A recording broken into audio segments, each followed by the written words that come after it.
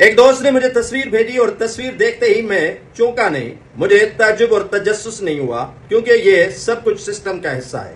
اسی سسٹم میں اگر نادر شہزاد، ڈپٹی کمشنر سکھر اور ڈی آئی جی سکھر ناصر آفتاب نہیں چلیں گے تو کرسیاں گواہ بیٹھ جائیں گے۔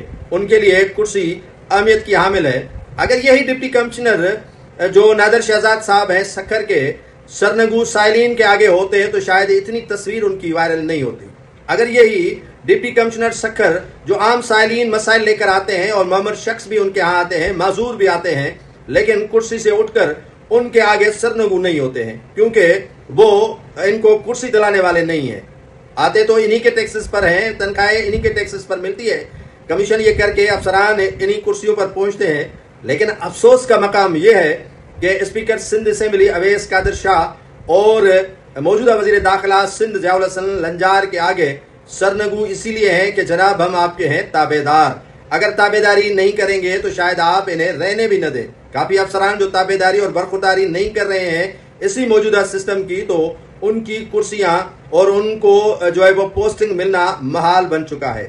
بھلے جونیئر ہی ہوں، لیکن برخورداری اور تابع داری میں ان کا کوئی ثانی نہ ہو تو کوئی بھی اسی سسٹم کا بندہ انہیں پوسٹنگ دینے سے انکار ہی نہیں کر سکتا۔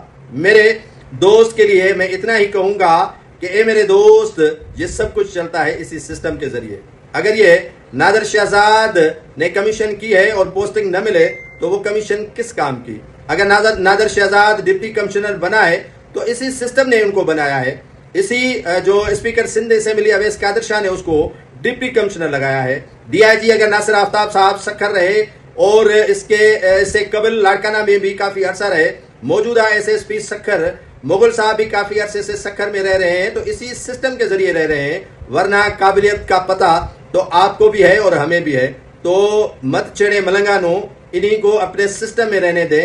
یہ سرنگو اور تابع داری جتنی زیادہ کریں گے تو اتنا ہی ان کے ہاں پوسٹنگ اتنا عرصہ اسی علاقے میں رہے گی۔ اگر یہ تابع داری نہیں کریں گے تو دوسرے دن یہ رفو چکر ہو جائیں گے۔ تو ان کو اپنے مزاج میں رہنے دیں، عوام کے مسائل یوں کہ تو رہنے دیں اور تابع داری میں ان کو کمانے بھی دیں اور ان کے جو مسائل اپنے ہیں وہ بھی حل کرنے دیں، کیونکہ یہ سب سسٹم کا حصہ ہے۔